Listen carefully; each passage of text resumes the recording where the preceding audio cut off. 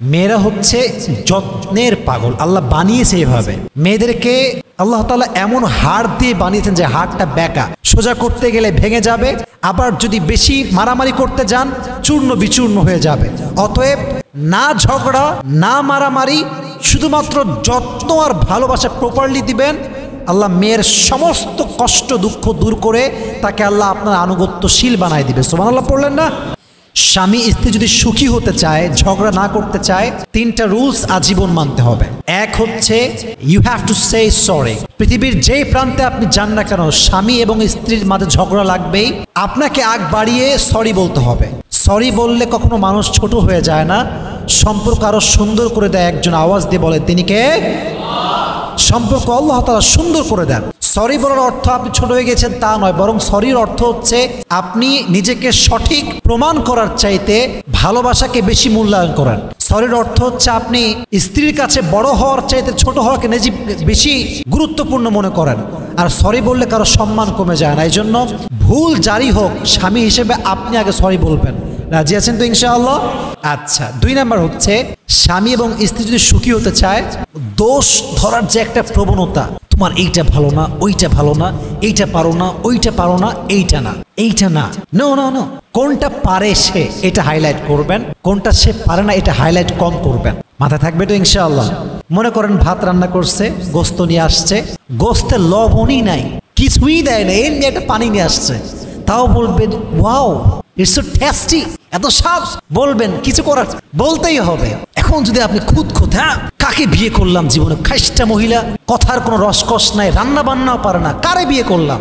আপনার সংসার ভাঙতে আমার মনে হয় বেশি দিন লাগবে না আর কি, কয়েকদিন, জাস্ট কয়েকদিন লাগবে। মেয়েরা বেশি সহ্য করে না, কয়েকদিন দিবেন তো, তারপর দেখেন বাঁশ দিয়ে মারতে দেরি হবে না আপনারা, খুবই সাবধান। এজন্য খুদ ধরবেন না, দোষ ধরবেন না, ছাড় ছাড় ছাড় দিবেন। নারীরা, আমি সবসময় বলি প্রিয় যুবক ভাইয়েরা, মেয়েরা হচ্ছে যত্নের পাগল, আল্লাহ বানিয়েছে এভাবে। মেয়েদেরকে আল্লাহ তাআলা এমন হাড় দিয়ে বানিয়েছেন যে হাড়টা বেঁকা, সোজা করতে গেলে ভেঙে যাবে, আবার যদি বেশি মারামারি করতে যান চূর্ণ বিচূর্ণ হয়ে যাবে। অতএব না ঝগড়া না মারামারি, শুধুমাত্র যত্ন আর ভালোবাসা প্রপারলি দিবেন, আল্লাহ মেয়ের সমস্ত কষ্ট দুঃখ দূর করে তাকে আল্লাহ আপনার আনুগত্যশীল বানায় দিবে। সুবহানাল্লাহ পড়লেন না? এজন্য যদি সুখী হতে চান স্বামী স্ত্রী হয়ে, দোষ ধরবেন না গুণ ধরবেন? কথা কয় না, দোষ ধরবেন না গুণ ধরবেন? গুণগুলো বলবেন। মেয়েরা এমনিতে পড়ে যাবে, মেয়েরা বেশি চায় না, খালি সুনাম করলেই হবে। প্রশংসা মেয়েরা আগা গোড়াই পছন্দ করে, প্রশংসা করে অ্যাপ্রিসিয়েট করবেন। রাজি আছেন তো ইনশাআল্লাহ? আচ্ছা, 3 নাম্বার হচ্ছে, এটা খুবই গুরুত্বপূর্ণ, সেটা হচ্ছে প্রত্যেকটা সিচুয়েশন ফেস করা তার সাথে। খারাপ সময়ও তার সঙ্গে থাকা, ভালো সময়ও তার সঙ্গে থাকা। এমন না যে খালি টাকা থাকলেই ভালোবাসবে, টাকা নেই আর ভালোবাসা শেষ, তা না। প্রত্যেকটা সিচুয়েশন একদম লয়াল হয়ে তার সঙ্গে থাকবেন, তাহলে আপনাদের সাংসারিক জীবনে বরকত দান করবে। একজন আওয়াজ দিয়ে বলেন তিনি কে? For an example, you got married a girl who had a boyfriend in her past life. কোনো একটা মেয়েকে বিয়ে করলেন, তার আগে বয়ফ্রেন্ড ছিল, জাস্ট ফর এন এক্সাম্পল বলছি। অ্যান্ড আফটার গেটিং ম্যারিড আপনি জানতে পেরেছেন যে মেয়েটার একটা বয়ফ্রেন্ড ছিল, but it's not a present, it was just a past. এটা কি বর্তমান না অতীত? বুঝি নাই, বর্তমান না অতীত? As a Muslim we will just focus on present, not on past. বর্তমানে কি সে আমাকে ভালোবাসে কিনা, সে আমার সঙ্গে লয়াল কিনা, সে আমার প্রতি অ্যাডিক্টেড কিনা, that is the matter of fact. তার সঙ্গে কে ছিল, কার সঙ্গে রিলেশন ছিল, কার সঙ্গে কি করছে, doesn't matter, it's not a big deal. সে এখন আমার স্ত্রী, তার সঙ্গে আমার প্রত্যেকটা সিচুয়েশন ফেস করতে হবে। তার অতীত নিয়ে কোনো আমার মাথা ব্যথা নেই, তার বর্তমান নিয়ে আমার মাথা ব্যথা। ঠিক না যুবক ভাইরা বলেন?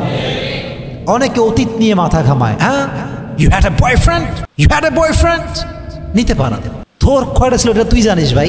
এমন একটা ভাব মনে হয় যে মানে হি হ্যাড নো ওয়ান, সে আজীবন আল্লাহওয়ালা ছিল, ভাবসাব এরকম। এরকম যুবক বাংলাদেশে আছে না?